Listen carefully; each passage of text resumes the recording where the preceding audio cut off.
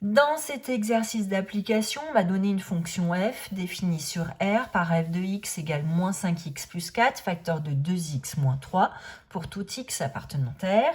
Et on me demande dans la première question de déterminer le signe de f. Pour déterminer le signe de f, je vais observer d'abord la forme de f. F, c'est un produit. Dans la première parenthèse, on lit le premier facteur, on reconnaît une fonction, la forme algébrique d'une fonction affine. Second facteur, c'est 2x moins 3, on reconnaît la forme algébrique d'une fonction affine. On est donc capable de déterminer le signe du premier facteur, de déterminer le signe du second facteur, et quand on connaît le signe de chacun des facteurs, on connaît le signe du produit. Donc on va s'appuyer sur la règle des signes qu'on a vue au collège. Je vais donc chercher le signe de chacun des facteurs et résumer tout ça dans un tableau. Donc, je dois déterminer entre moins l'infini et plus l'infini quel est le signe de premier facteur, moins 5x plus 4. Ensuite, je dois déterminer le signe de 2x moins 3. Et enfin, quand j'aurai le signe de chacun des facteurs, je serai capable d'avoir le signe de f de x.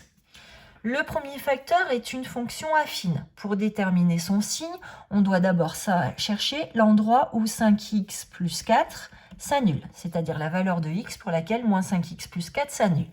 Ça s'annule quand moins 5x est égal à moins 4, autrement dit quand x vaut moins 4 sur moins 5, c'est-à-dire soit 4 cinquièmes, soit 0,8.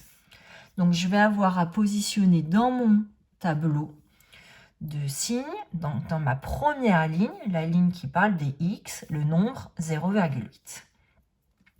Deuxième ligne, c'est aussi une fonction affine, donc je vais chercher toujours de la même façon la racine de cette fonction affine, autrement dit, la valeur qui annule 2x moins 3. Donc je cherche quand est-ce que 2x moins 3 est égal à 0.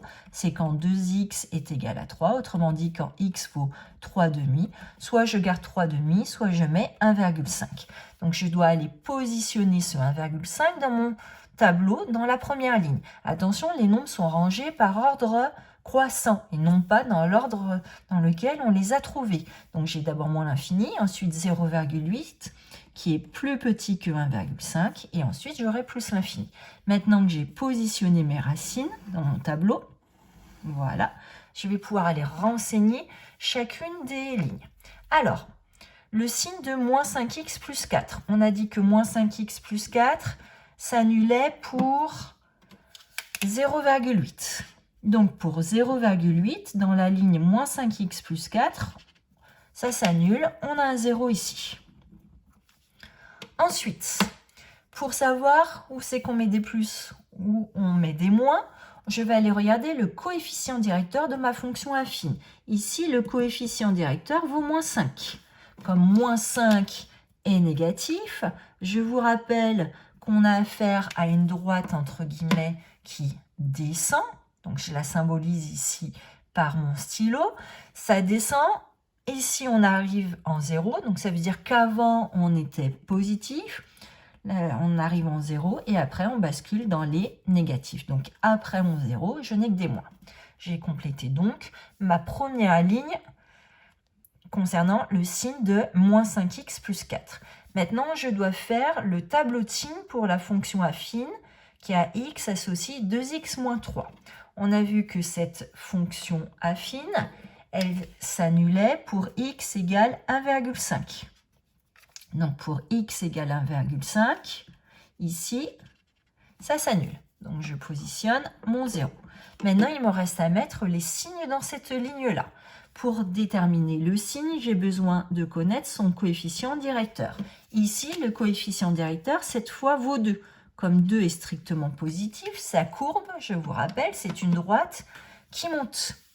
Donc, on monte, on arrive en 0 ici. Et on continue à monter.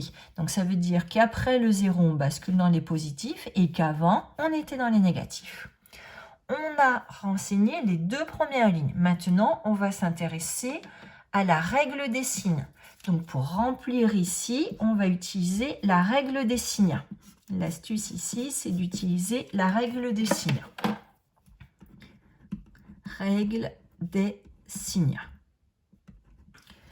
Un nombre positif multiplié par un nombre négatif, ça me donne un nombre négatif. 0 multiplié par quelque chose, ça me donne 0. Moins fois moins plus. Un nombre non nul multiplié par 0, ça me donne 0.